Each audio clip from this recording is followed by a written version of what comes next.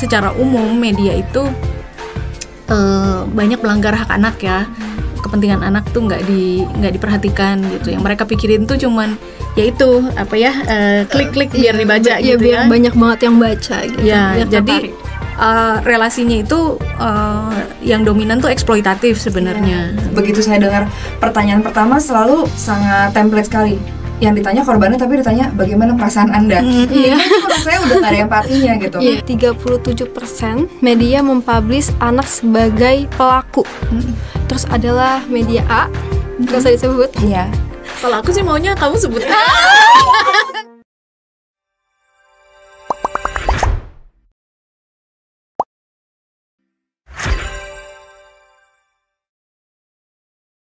Bicara mengenai kesejahteraan anak, pastinya nggak akan pernah selesai.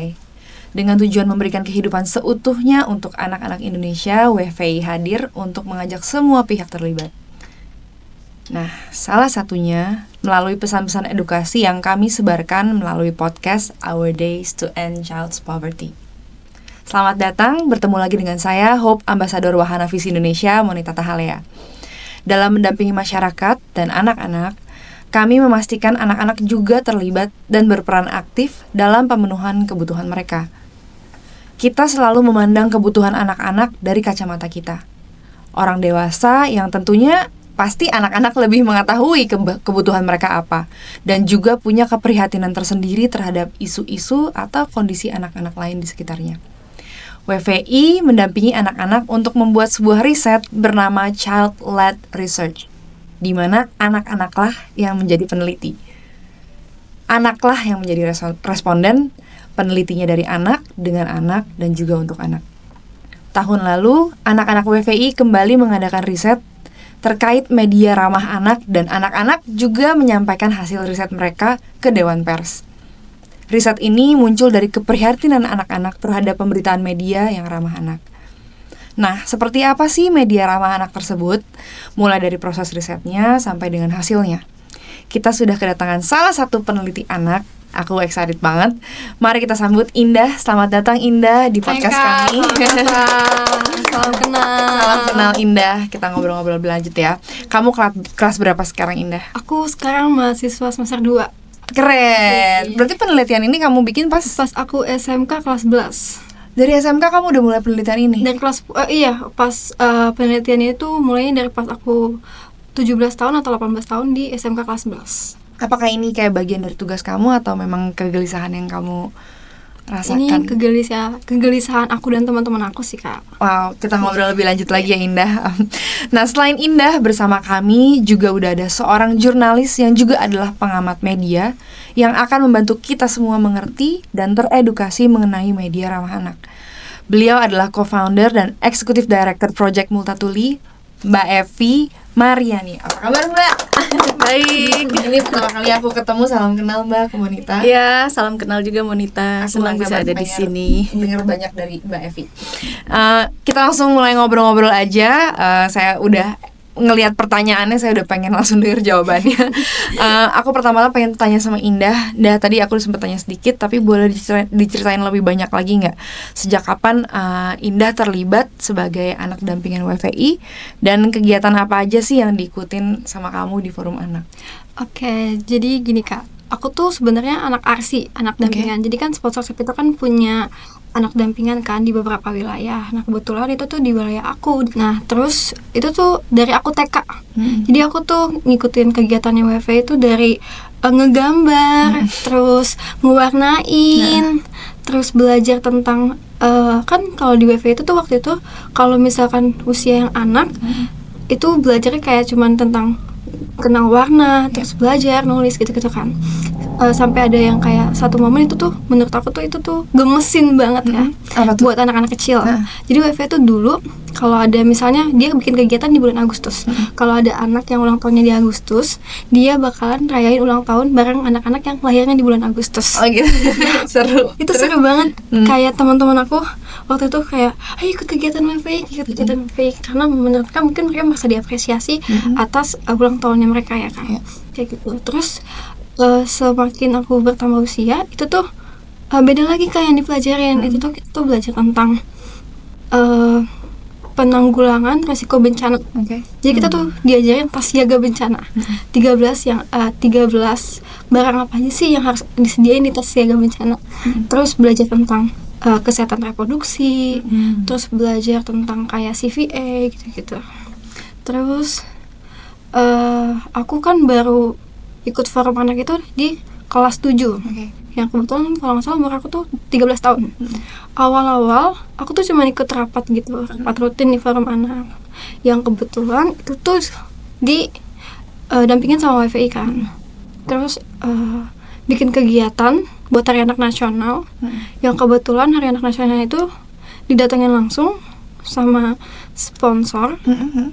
Terus kita ketemu, itu tuh nampilin kayak tarian daerah, terus main alat tradisional kayak congklak, dampu bulan, kayak gitu tuh. Jalan sehat antara ibu, keluarga, sama anak-anaknya sendiri. Banyak juga ya kegiatan ya. Kamu ikutin semua? Iya. Iya, aku ikutin semua. Keren. Apa karena kamu emang suka dapat banyak teman dari situ kah atau gimana? Iya, aku tuh emang suka banget ikut kegiatan ini karena menurut aku dampaknya tuh udah aku rasain ya sampai aku sekarang. Aku banyak teman, aku banyak belajar hal-hal yang menurut aku ini tuh yang aku tuh nggak dapet di sekolah. Mungkin kalau di sekolah aku cuman dapet yang kayak pelajaran yang biasa kayak IPA, IPS, matematika. Tapi untuk bersosialisasi tuh aku dapetnya di sini. Untuk kayak dapet teman, dapat pelajaran terbaru kayak seksual ataupun kayak media ramah anak ini, penelitian kan nggak semua sekolah itu menyediakan kan. Kayak gitu. Jadi nggak cuma kayak di kekerasan atau di media tapi memang lengkap banget gitu. Dan aku ikutin semuanya itu. Terus next itu ke Han. Nah, di 2021 kan juga ada HAN kan? Ya, Hari Anak Nasional. Ya, itu pasti tiap tahun kan. Nah, setiap HAN ini kita tuh pasti bakal selalu ngadain peneliti anak yang topiknya itu beda-beda. Setiap peneliti itu, setiap kita mau meneliti suatu kasus, kita tuh adain pelatihan dulu selama 2 hari. Nah, di dalam 2 hari ini kita tuh belajar gimana sih caranya meneliti buat anak-anak yang dilindungi dengan hukum kayak gitu. Terus kita tuh mengidentifikasi masalah-masalah yang memang ada di wilayah kita sendiri. Dan kebetulan waktu tahun 2023 selain kasusnya waktu itu kasus bullying, kasus kekerasan seksual, ternyata memang media lagi digemparkan sama kasus-kasus yang banyak banget kasus anak gitu. Kayak kasus kekerasan seksual, kayak anak diperkosa gitu, anak dihamilin dan lain-lain. Akhirnya kita tuh setuju bahwa kayaknya ini tuh harus diidentifikasi deh masalahnya. Kayak gitu. Apa sih yang bikin indah sama kamu melakukan ini sama teman-teman ya? Keren banget sih. Apa yang bikin kamu sama teman-teman kamu tuh jadi kepikiran? Tadi kan sampai kamu kayak kita harus terusin nih penelitian ini. Berarti udah beberapa kali kan kamu bikin penelitian ini. Sampai akhirnya kepikiran untuk bikin child-led research media ramah anak, dan gimana proses risetnya? Awalnya tuh dari apa sih? Tadi kegelisahan kamu kan ketidakadilan atau gimana? Ceritain dong dah. Awalnya tuh karena kita tuh mungkin aware kali ya kayak dengan media-media yang kayak waktu tahun 2023 itu memang banyak banget Kak. Maksudnya ada salah satu nggak yang kamu ingat kayak beritanya kayak kenapa sih diberitainnya kayak gini? Kasus AG itu memang waktu itu media tuh memang lagi digemparkannya banget ya sama hal itu, yang sampai kita tuh kayak risih atau yang lain. Sebenarnya nggak hanya itu, banyak, tapi pada saat itu memang itu yang menjadi trending topik utama, nggak hanya di TikTok tapi di semua platform sosial media lainnya. Itu tuh banyak banget, sampai akhirnya kita tuh kayaknya ini tuh menarik deh kalau buat dibahas dari sini ya gitu kan. Proses risetnya gimana tuh? Jadi pertama kan kita tuh nyari digital traffic dulu Kak. Di digital traffic di SimilarWeb kita tuh kita sepakat kalau kita tuh bakal neliti 5 media. Adalah pokoknya 5 media. Tuh, media A, B, C, D, E. Kamu kayak memilahnya yang valid sama yang enggak tuh gimana? Oh, itu pakai SimilarWeb Kak. Jadi kan ada digital traffic yang paling masyarakat Indonesia tuh paling banyak yang mana sih gunain media selama tahun ke tahun kayak gitu. Nah, kebetulan itu 5 media itu. Media A, B, C, D, E. Terus. Terus akhirnya kayak kita sepakat nih bahwa oke, kita pakai media ini ya. Singkat cerita, kita sepakat kalau misalnya satu media itu 20 berita. Oke. Dengan Satu media 20 berita. Ya, dengan pemberitaan memang cuman khusus di anak aja. Oke. Ya, akhirnya kita bagi tim. Waktu itu ada 18 peneliti dan dibagi 5. Itu juga ada youth-nya, ada youth dan anak-anak. 18 peneliti semuanya anak-anak. Keren abis.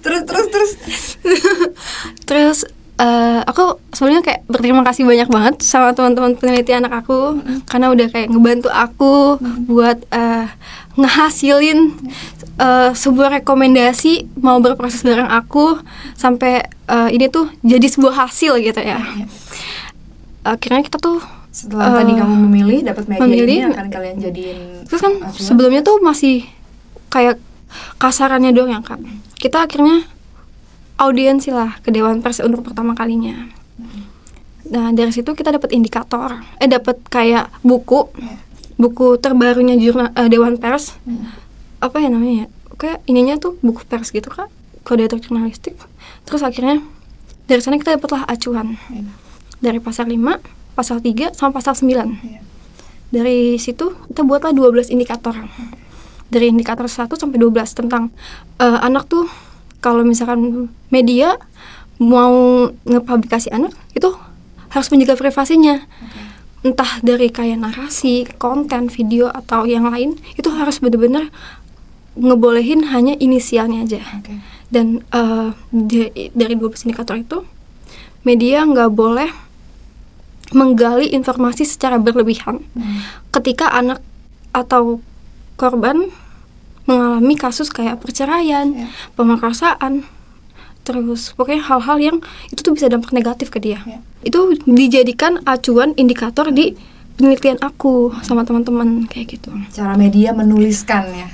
Benar. Terus ternyata banyak banget media-media yang nakal, yang sering melebih-lebihkan supaya orang-orang tuh tertarik buat baca. Padahal itu tuh nggak sesuai dengan faktanya kayak gitu. Harusnya media tuh ngegirinnya secara faktual, entah dari kalimat, narasi atau foto atau videonya kayak gitu kan. Berarti bisa dibilang penelitian kalian ini hipotesisnya ada 12 ya? Iya, benar. Sebelum kita ke hasilnya, kita ke Mbak Evi dulu ya. Mbak Evi, dari pengamatan Mbak Evi dan sejauh yang saya tahu itu ada dasar dalam menuliskan dan menyiarkan berita tentang anak kan ya Mbak ya. Kalau saya nggak salah, do no harm yang tadi sempat Indah udah sebutin juga identitas anak disembunyikan, terus kayak gitu pastinya pokoknya melindungi hak dan martabat anak atau korban gitu. Gimana sih Mbak kondisi pemberitaan media saat ini terhadap isu-isu yang berhubungan dengan anak? Ya memang sejujurnya bahkan yang bare minimum aja ya, yang misalnya kalau dia terutama dia korban gitu ya. Nama nggak disebut gitu ya. Kalau di foto mesti sangat hati-hati gitu ya.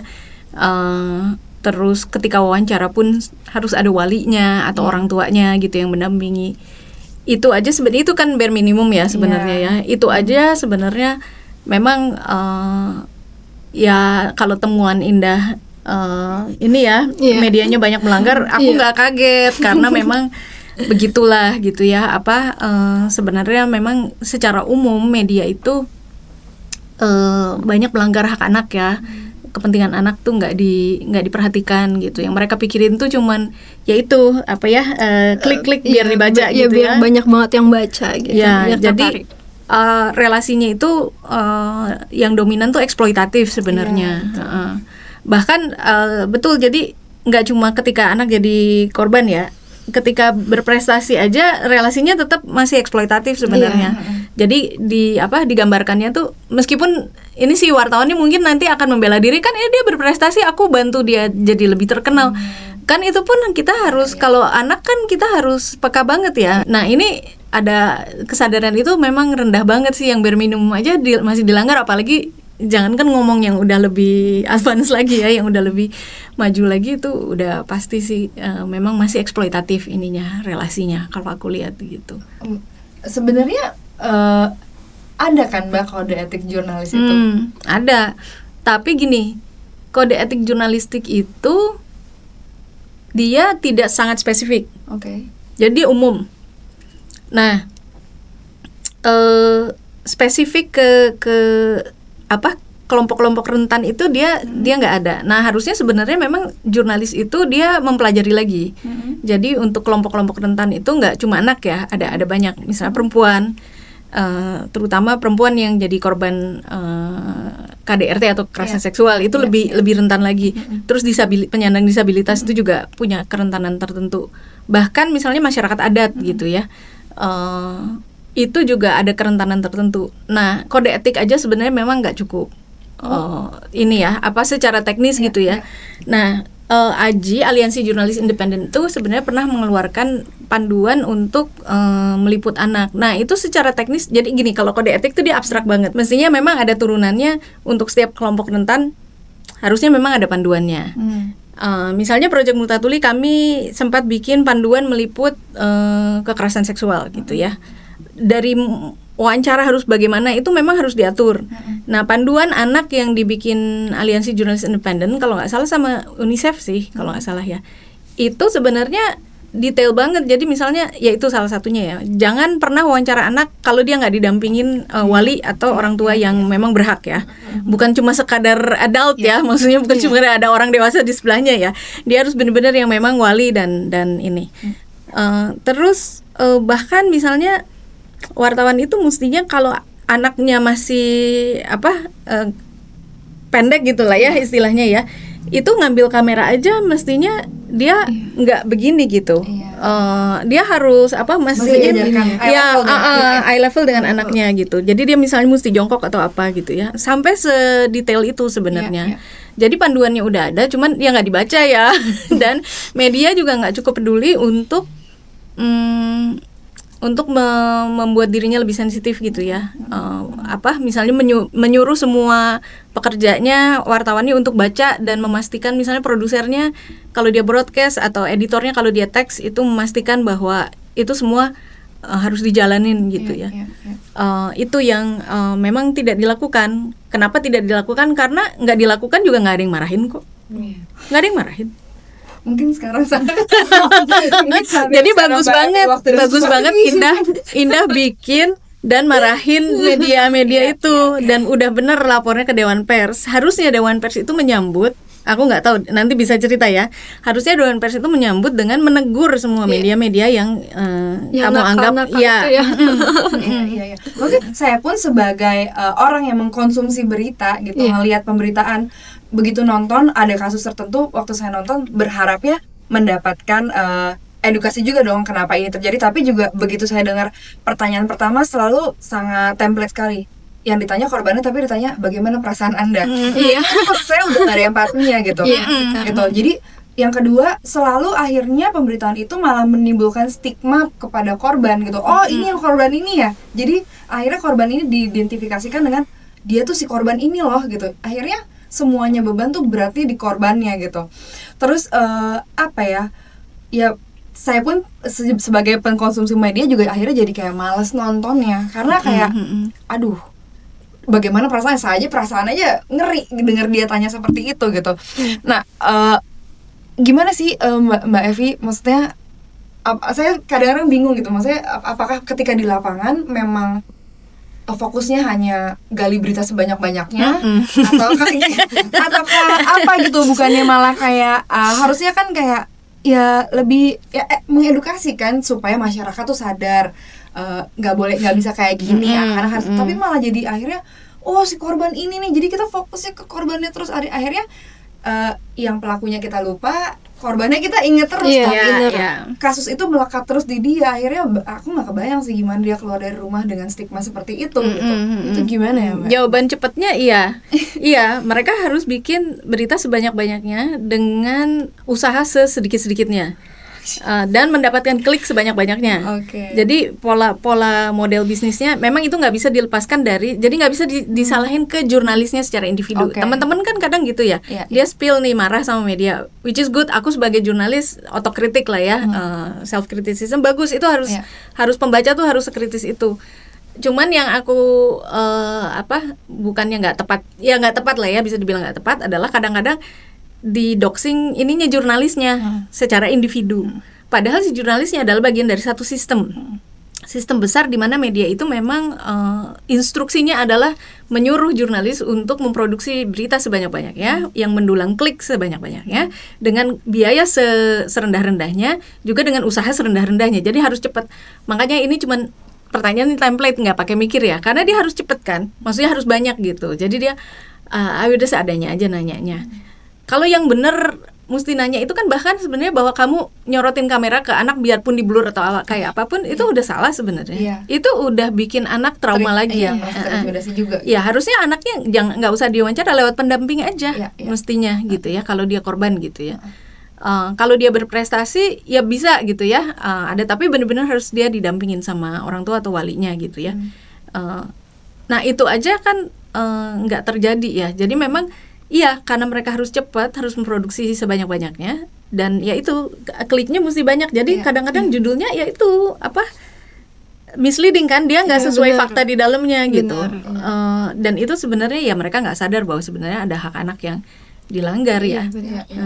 Dan maksudnya pemberitaan seperti itu saya lihat akhirnya jadi satu hal yang bikin masyarakat ngerasa itu nggak apa-apa. Jadi kalau kita ngelihat berita-berita masyarakat dari handphone mereka masing-masing, bener-bener misalnya korban bullying di sekolah itu bener-bener Oke, itu normal, itu normal gitu ya kan. Jadi kayak anaknya sambil nangis-nangis masih dikamerain. Jadi kayak buat aku wah itu kan kayak ini ya, ada apa namanya, vicious cycle itu apa? Lingkaran setan.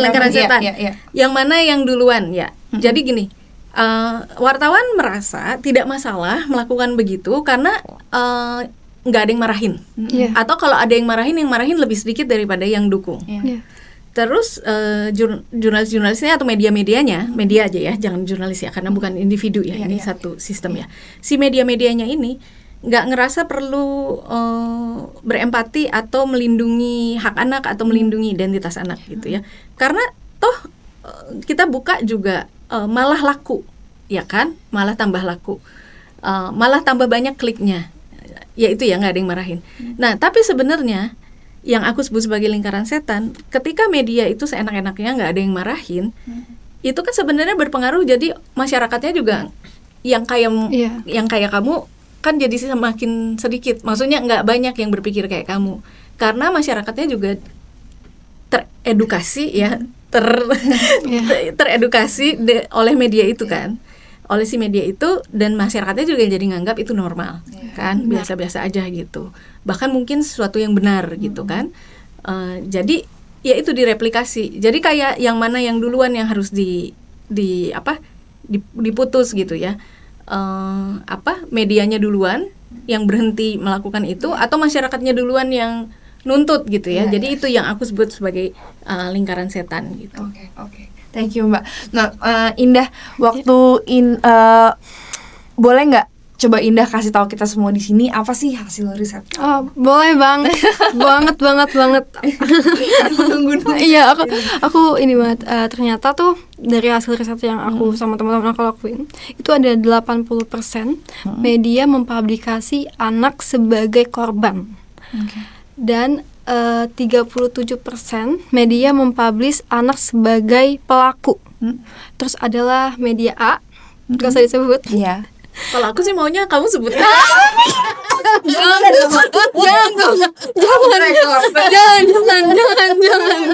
karena kamu masih mau banyak penelitian. Media A itu tuh sebesar 23% atau 19 berita bahwa dia memposting atau mempublikasi anak sebagai pelaku. Dan media B memposting sebesar 10 berita itu anak sebagai korban.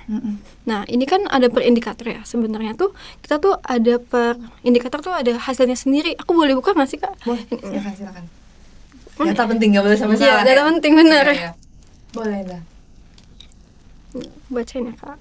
Jadi di indikator yang pertama itu kan yang wartawan itu kan merahasiakan identitas anak kan, yang tadi aku bilang kan, privasinya segala apapun gitu. Nah, aku kan meneliti 5 media itu kan. Nah, dari 5 media itu satu media itu 20 berita. 20 berita, jadi ada 100 berita kan. Nah, hasilnya itu 78% itu media memenuhi indikator satu yang dia tuh merahasiakan identitas privasinya anak. Dan masih ada 1-5 media atau sebesar 21% media tuh sama sekali tidak memprivasikan identitasnya anak di berita yang dia publikasikan. Terus indikator kedua, wartawan itu memberitakan secara faktual, tapi mereka tuh enggak yang bernuansa positif ya, tapi kayak masih adalah 33% media yang atau setara 3 media yang belum memenuhi indikator itu. Kayak gitu. Terus di indikator ketiga dia tuh masih banyak sih, kayak dari 5 media lah itu masih menggali informasi yang kayak ke tetangganya atau ke teman-temannya kayak gitu, yang akhirnya pas ngepublikasiin ngepublikasiin berita, dia malah yang nyebutin tempat tinggalnya, teman-temannya, keluarganya, padahal sebagai kalau POV kita ya sebagai korban, kalau kita digituin itu malah merasa terpojok banget sih, padahal kita korban. Tapi kalau digituin kayak lu korban ya, apalagi kalau misalnya di dalam sebuah sekolah ya, ibaratnya teman-teman sebayanya gitu, mungkin beberapa orang memang ada yang kayak berempati atau melindungi, tapi kan ada juga beberapa orang yang kok lo mau sih jadi korban gitu. Tapi kita tuh nggak bisa prediksi bahwa orang tuh akan selalu menerima kita sebagai korban ya.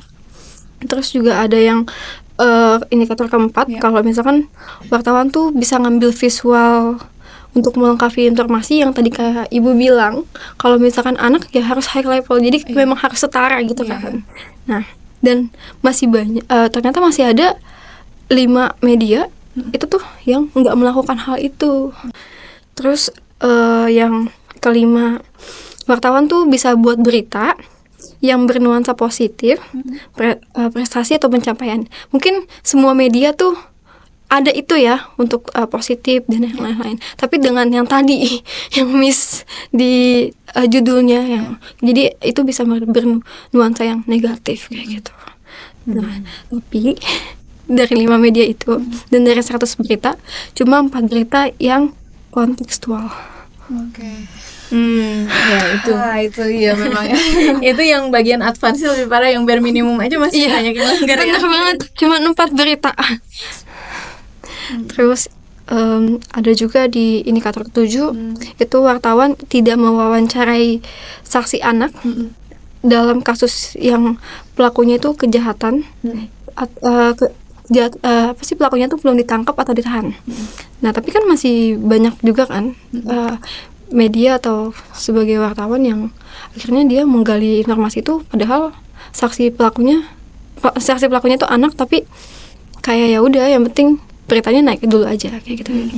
Kayak ibu bilang tadi kayak gitu. Minimal kalau bukan wawancara anaknya sendiri, pendampingnya ya benar. Pendamping hukumnya benar. Atau ininya.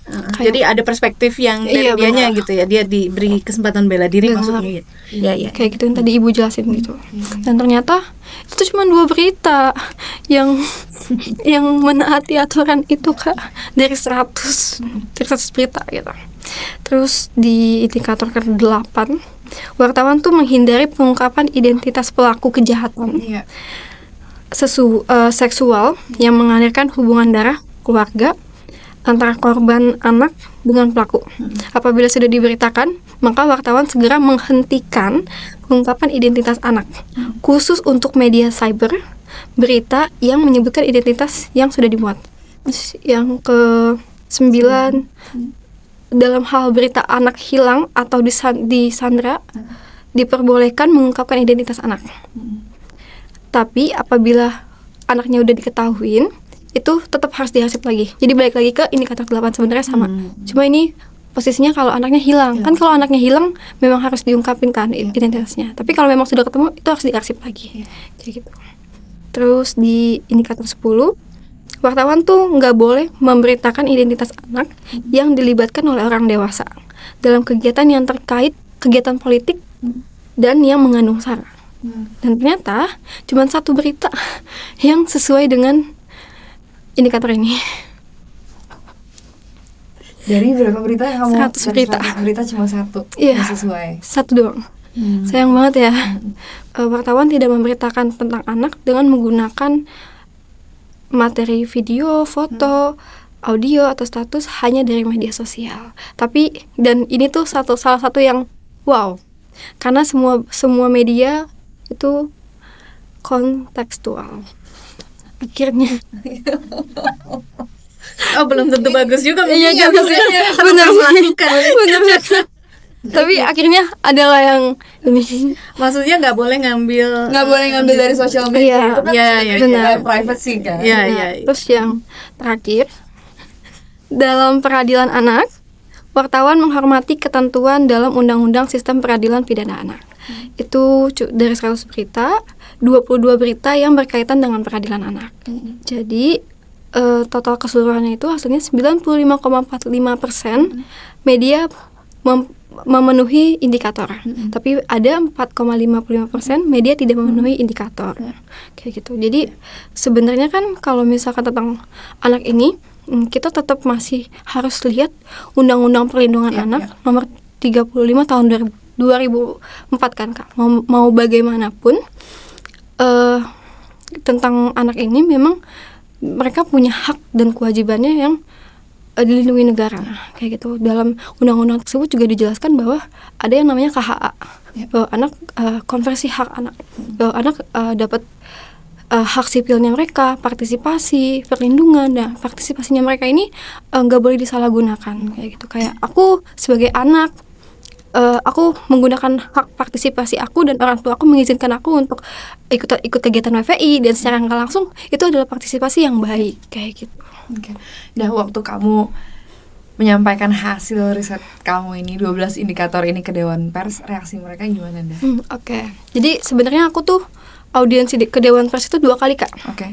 Yang pertama itu sebelum hasilnya jadi, yang akhirnya jadi yang tadi aku ceritain, yang akhirnya tuh dijadikan acuan buat indikator ini, yang akhirnya aku dikasih hadiah buku itu. Pertama mereka tuh sangat menerima kita dengan baik, terus sangat menerima saran, sangat menerima masukan kita. Terus kita kan memang karena kita meneliti ini, jadi kita juga pengen tahu dong bagaimana sih Dewan Pers ini bekerja, kayak gitu. Bagaimana sih Dewan Pers ini menyikapi media-media gitu kan. Karena kita nanya-nanya lah akhirnya, dan direspon sangat baik waktu itu sama ibu ketuanya. Aku lupa ibu siapa. Nenek Rahayu. Nah iya, kita minta Dewan Pers untuk audiensi lagi, sekali lagi, karena kita udah selesai nih. Kami dengan sangat bangganya waktu itu kayak, wow udah selesai gitu. Terus ternyata itu kayak reschedule gitu kan. Nah, mau nggak mau itu secara Zoom. Karena aku nge-Zoom lah sama teman-teman untuk menyuarakan hasil tersebut. Tapi ternyata beliau berhalangan hadir dan diganti dengan kayak itu laki-laki, aku nggak tahu deh, kayak asistennya atau apa gitu, aku lupa. Terus dia sangat merespon kami dengan baik, dan tindak lanjutnya mereka hanya kasih surat edaran. Setelah itu kalau memang ada hal-hal nakal dan hal yang kayak gini lagi, langsung dilaporkan saja. Tapi kan kita pengen tindak lanjut langsung dari Dewan Pers untuk mengeluarkan yang memang kebijakan kayak gitu kan. Karena gak dipungkiri bahwa masyarakat kita tuh makin lama makin minim literasi. Kayak gitu kan. Kayak mungkin sebagian orang atau generasi-generasi milenial, mungkin ada beberapa generasi Gen Z atau milenial tuh masih suka baca berita ya.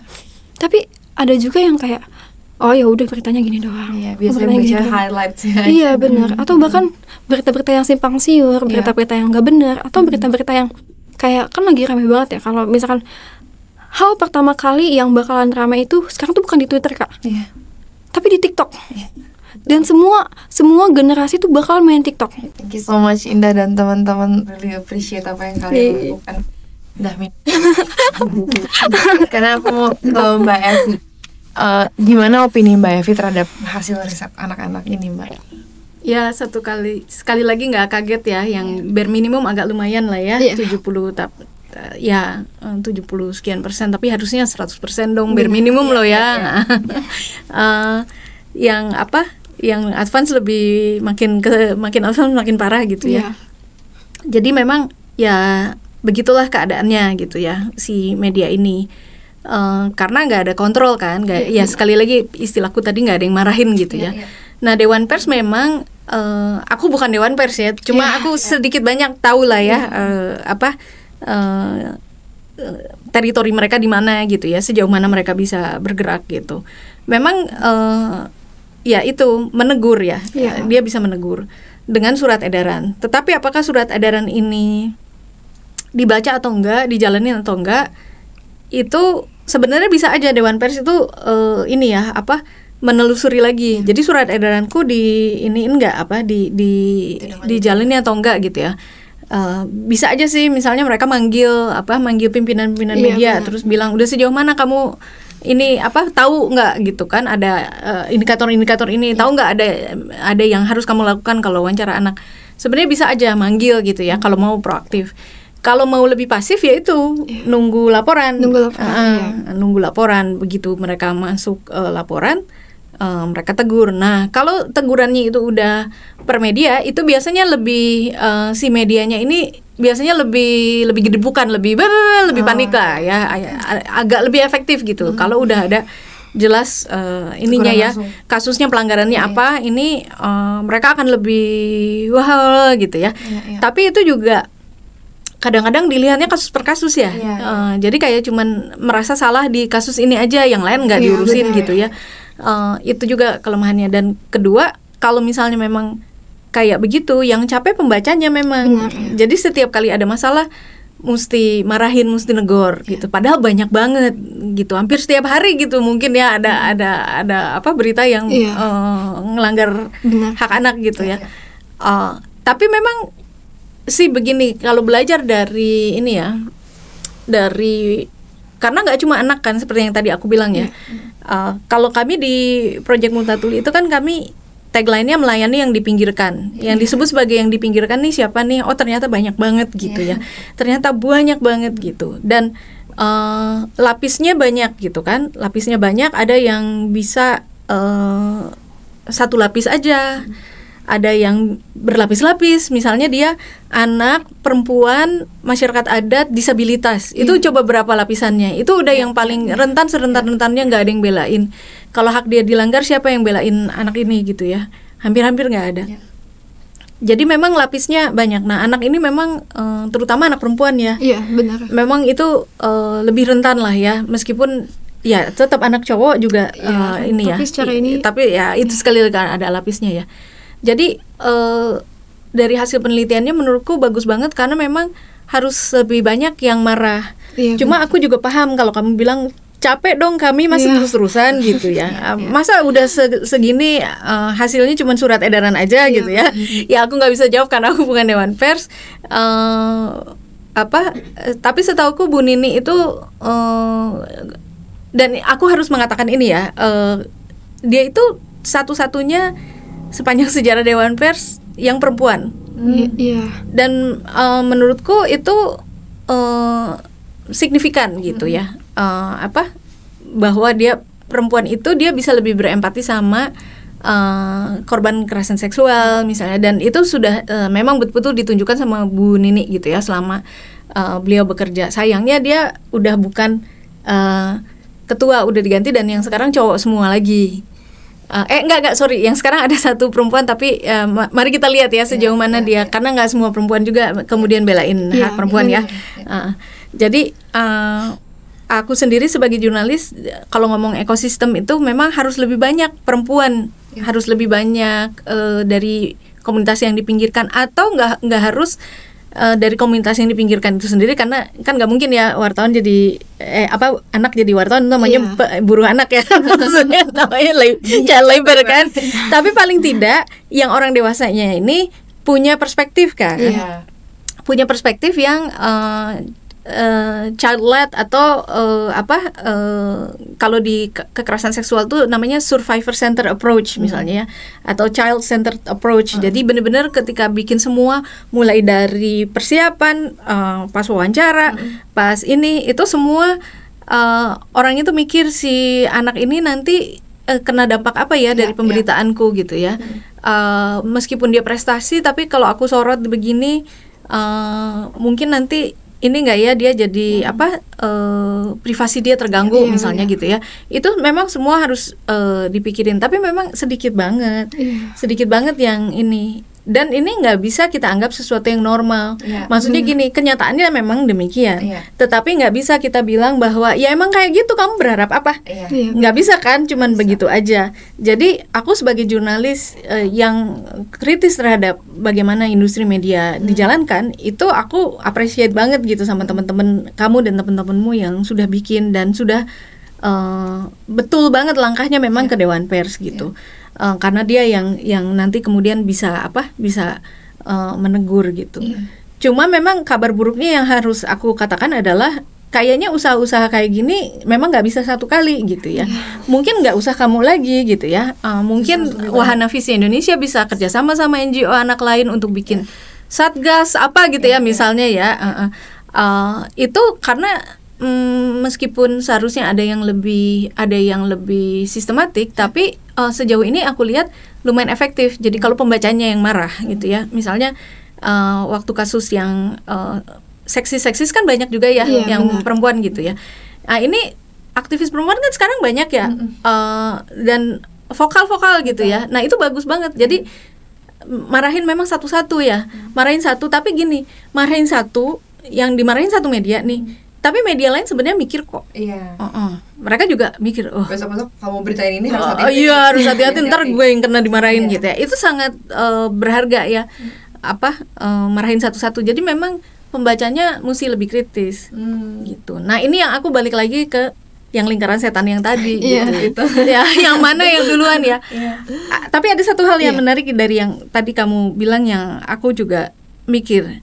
Wartawan kadang gini, orang tuanya, kalau orang tuanya yang melanggar hak anaknya sendiri, si jurnalis ini akan berlindung, orang tuanya kok yang buka, aku nggak mau tahu gitu. Nggak boleh gitu sebenarnya.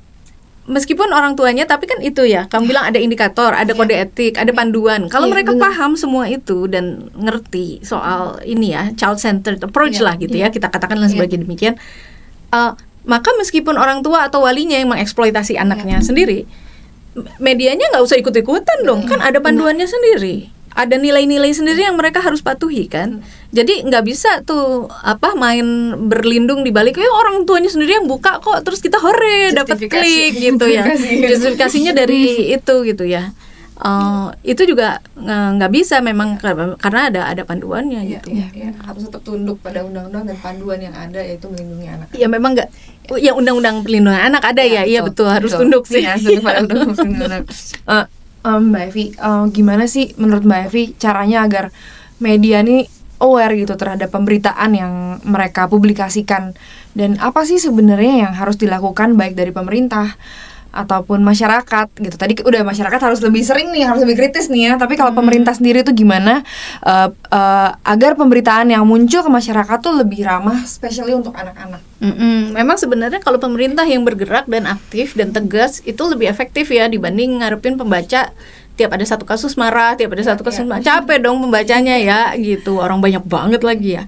Memang kalau pemerintah yang melakukan itu akan lebih efektif ya, karena ya itu sekali lagi, kenapa sih media kayak begitu? Kenapa enggak mengubah diri? Ya nggak ada yang marahin, sesimpel itu. Mereka ada impunitasnya kan gitu. Mereka sampai ada anak yang misalnya gara-gara pemberitaan media ya masa depannya hancur. Iya benar. Nggak ada tuh wartawannya sadar gitu, dia udah ngancurin masa depan satu anak gitu ya. Jadi mereka bisa santai-santai aja, nggak ada yang marahin. Nah, memang yang harusnya marahin itu pemerintah. Cuman nggak tahu juga ya si Kemen PPPA ini udah ngapain ya. Mungkin ya WFI sama teman-teman NGO ini bisa menekan juga ya, bisa menekan pemerintah untuk media dulu dah. Kalau misalnya kita ngomong TikTok, konten kreator itu lebih sulit lagi dikendalikan ya. Benar. Itu gimana ngendalinya? Nggak ada dewan persnya, nggak ada kode etiknya, itu lebih parah lagi. Tapi satu-satulah gitu ya. Satu-satu yang mudah untuk dikendalikan itu media ya. Industri media, karena ada dewan pers, ada kode etik jurnalistik, ada undang-undang pers. Orangnya juga jelas gitu ya, ada badan hukumnya, ada penanggung jawabnya, jadi jalurnya bisa lebih enak. Ya udah, media dulu, dan media menurutku memang seharusnya dia lead the way ya. Gimana konten kreator ini mau beres kalau medianya aja nggak beres? Setuju. Jadi satu-satu medianya dulu aja gitu. Memang ya butuh kerja keras dari teman-teman yang peduli hak anak sih, kayak ngarepin editor-editor, redaktur atau produser tiba-tiba bangun tidur terus sadar, ya enggak lah ya. Gimana sih cara media supaya bisa ikut turun serta dalam upaya end child poverty? Ya ini media itu memang powernya besar ya. Jadi misalnya kalau misalnya teman-teman aktivis anak nuntut kami untuk melakukan lebih dari yang seharusnya, aku pikir wajar. Maksudnya karena powernya media ini memang besar gitu ya. Nah cuma ya itu ya, kesadaran untuk nggak ngelanggar hak mereka yang dipinggirkan ini memang harus ada yang ngasih tahu ya, harus ada yang bilang bahwa kalian tuh harus lebih peka gitu ya. Ada etika yang harus dijalankan, terutama untuk mereka yang relasi kuasanya lebih rentan gitu ya. Kan ketika dia media, jurnalis ketika berhadapan sama yang lebih rentan, itu kan ada yang disebut sebagai relasi kuasanya itu kan. Sebenarnya apalagi media ya, media yang kalau udah namanya apalagi besar ya, yang ABCDE itu mungkin nama-nama besar ya, yang kita semua tahu ya. Ya kan, kalau Project Multatuli kemungkinan enggak kan, karena bukan media besar, kita bukan household name ya. Semua orang tahu gitu ya. Kalau itu aku yakin semua orang tahu lah, semua orang di ruangan ini mendengar kan. Apalagi itu pasti kuasanya tambah besar kan. Kuasanya tambah besar. Semakin kita punya kuasa, ketika berhadapan dengan narasumber yang rentan, itu semakin kita tuh harus literally, kayak kalau orangnya ya anak kecil lebih pendek, ya benar-benar kita harus literally eye level gitu ya. Itu yang memang sulitnya itu karena kalau aku bisa ngomong agak jauh sedikit ya, bagaimana operasi media sekarang ini beroperasi itu masih komersial. Komersial dalam arti dia seolah-olah maunya pasar. Nah, yang disebut sebagai maunya pasar ini yang kemudian aku rujuk sebagai lingkaran setan lagi. Maunya pasar apa? Maunya pasar sekarang kalau menurut banyak petinggi-petinggi media adalah melanggar anak, seksis, itu ya yang maunya pasar itu. Mereka akan berlindung ke, aku cuma ngikutin maunya pasar, pasar maunya yang seksis itu kok yang diklik banyak gitu kan.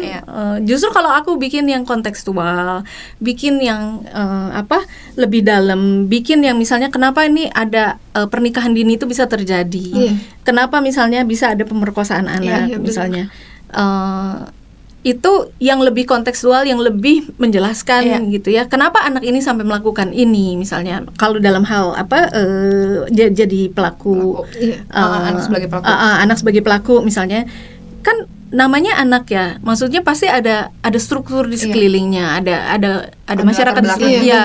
Kalau sampai jauh gitu, memang sejujurnya Project Multatuli kami kan rata-rata kecenderungan agak panjang ya, panjang, dalam, narasumbernya banyak gitu ya.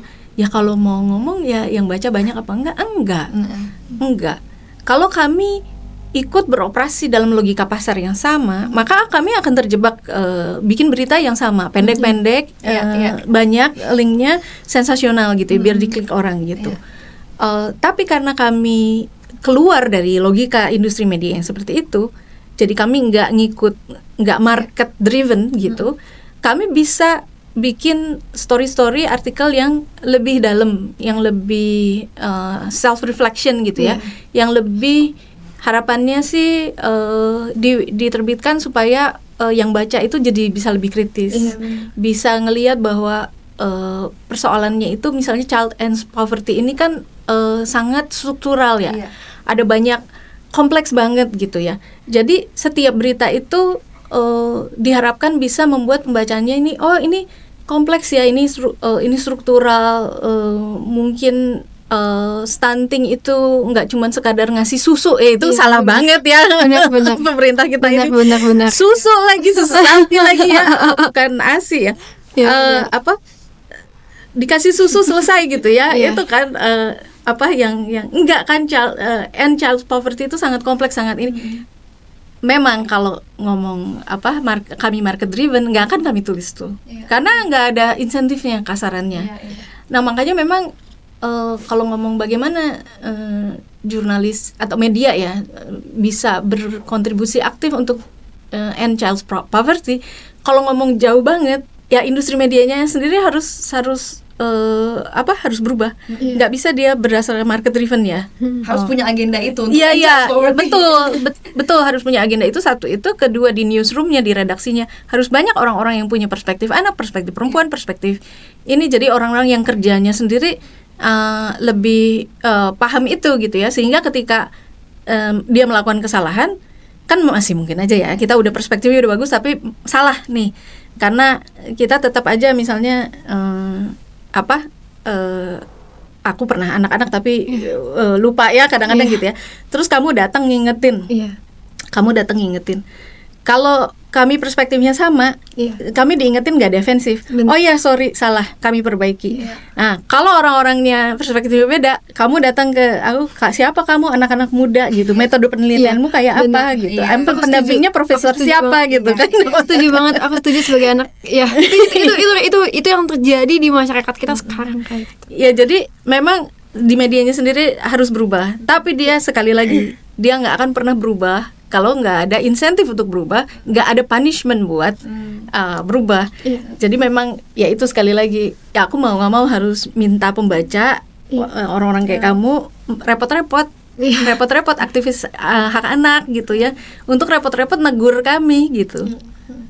Ya mungkin nggak selalu didengerin, tapi tegur aja terus, nanti juga sadar ya. Mbak Evi, apa sih yang bikin Mbak Evi mengambil jalur yang sunyi ini? Terus tuh di tengah semua berita itu tujuan yang komersial, apa yang bikin Mbak Evi stay di jalur ini, mesti repot-repot bikin cerita yang panjang sampai orang bener-bener tahu detailnya kayak gitu? Apakah ada impact langsung sehingga Mbak Evi menempuh jalur ini gitu? Karena ternyata yang sudah kritis itu, meskipun aku bilang sedikit, tapi menurutku dia powernya besar. Jadi mungkin jumlahnya nggak banyak, tapi yang kritis ini yang orang yang kayak kalian lah yang di sini ya, yang peduli hak anak gitu ya. Mungkin kadang-kadang kalian ngerasa kesepian juga nggak sih? Iya kayak kok cuman kami yang ngerti end child poverty aja, kayak berapa orang sih? Terus kalau ngobrol sama teman-teman kayak ngapain sih ngurusin anak gitu? Tuh mereka juga nggak bakal gimana gitu ya, maksudnya disuruh diem juga diem gitu ya. Jahat banget sih aku ya. Tapi aku Project Multatuli ini kan baru ya, dari 2021 ya. Aku dulu di Jakarta Post ya, bukan media yang buruk Jakarta Post gitu. Tapi ketika aku 4 tahun bikin Project Multatuli dan benar-benar berusaha untuk melayani yang dipinggirkan beneran gitu ya. Memang semua logika yang aku pelajari sebagai jurnalis di industri media itu harus dibongkar semua ya, dibongkar. Terus ya katakanlah bikin berita yang cost-nya besar, yang baca sedikit gitu ya, pengennya lebih banyak. Tapi sekali lagi yang baca yang sedikit ini itu powernya besar. Dan kenapa powernya besar? Itu karena mereka satu lebih kritis, mereka empatinya lebih dalam, juga lebih lebih intelektual dalam arti wawasannya lebih luas. Orang-orang ini jumlahnya sedikit, tapi powernya besar tuh mereka bisa duduk di decision making di tempat-tempat decision making gitu ya. Atau kayak kamu gitu ya, katakanlah kamu belum ada di posisi power sekarang ya, masih mahasiswa gitu ya, tapi kamu bisa bikin riset, terus kamu diterima oleh Dewan Pers. itu kalian cuma 18 orang tapi powernya jauh lebih besar daripada menurutku bisa lebih besar daripada anak-anak muda yang sama yang malah ikut ngerajam si AG itu gitu ya. Oke, power mereka besar juga sih ya sampai bisa ini. Tapi menurutku jangan mengecilkan diri sendiri ya. Jumlah kita mungkin kecil gitu ya. Sehingga aku mikir nggak apa-apa di Project M artikelnya yang baca belum banyak-banyak amat. Kami selalu mengusahakan kalau bisa sebanyak-banyak mungkin yang baca. Tapi sekarang ini belum banyak yang baca, nggak apa-apa. Karena pembacanya yang udah ada ini mereka adalah orang-orang yang lebih powerful, empatinya lebih dalam, lebih kritis, lebih juga kemudian lebih punya keinginan untuk bikin tindakan-tindakan, aksi-aksi yang memang benar-benar mengubah dunia jadi lebih baik gitu ya. Itu sih yang aku harapkan, dan sejauh ini lumayan benar sih, karena meskipun kliknya sedikit tapi dampaknya bisa besar. Memang dampaknya kadang-kadang karena gini, kalau mau mengubah sesuatu yang struktural ya, itu kan kita harus sabar banget. Sabar, kita harus berinteraksi dengan banyak orang, sangat melelahkan, capek gitu ya. Hasilnya tuh nggak instan gitu ya. Dan kita sering tergoda untuk cari hasil yang instan kan, yang cepat di depan mata gitu ya, shortcut gitu. Tapi gini, itu juga nggak apa-apa. Kadang-kadang yang baca Project M, aduh kok suram banget sih gitu ya, suram gitu kan. Terus kayak helpless. Terus kami harus ngapain gitu kan, ada helpless. Nah ada yang 1-2 yang akhirnya memang ya udah nyumbang aja gitu ya. Thank you Mbak Evi. Nah, kalau kita ngomongin media saat ini, nggak cuma media massa, media sosial juga media yang paling dekat sama tangan kita gitu. Iya benar. Nah untuk Indah, apa sih yang mau disampaikan baik mereka yang kerja di industri media ataupun kita sendiri nih yang punya media di tangan kita agar bisa lebih bijak dalam menggunakannya? Lebih aware tentang pemerintah, masyarakatnya, terus media massa, lalu sosial media, orang-orang yang kayak content creator dan lain-lain. Itu tuh kalian tuh adalah peran penting lah ibaratnya ya. Maksudnya mungkin pemerintah memang paling penting, tapi kalau nggak dari kami, dari kitanya semua yang tadi aku sebutin, itu tuh juga akan berdampak kayak gitu. Terakhir sih Kak, bahwa aku berharap banget ya, tadi yang Ibu Evi bilang juga, kalau sebelum memposting atau mempublikasi sesuatu media, apalagi terkait anak, coba pikirkan posisinya dia sebagai anak tersebut. Karena balik lagi sebagai korban, kadang kita korban harus dilindungi, tapi ternyata tuh kita diperlakukan seperti pelaku. Dan aku berharap banget bahwa sebelum mereka memposting, lihat lagi kebijakan, lihat lagi peraturan-peraturan yang memang sudah tertera dan ada, supaya nanti nggak ngebunuh masa depan anak tersebut. Mbak Evi dan juga Indah, terima kasih banyak sudah berkontribusi dalam ending child poverty melalui apapun yang kalian lakukan, melalui penelitian kamu. Begitu juga Mbak Evi yang menempuh jalur yang sunyi tapi terus semangat. Thank you so much. I feel so honored bisa ngobrol sama Mbak Evi dan Indah juga, dan so inspired hari ini. Terima kasih teman-teman juga yang udah menyaksikan podcast kami. Adalah peran kita semua untuk lebih bijak dalam menggunakan media dan juga lebih kritis dalam membaca apapun yang kita konsumsi.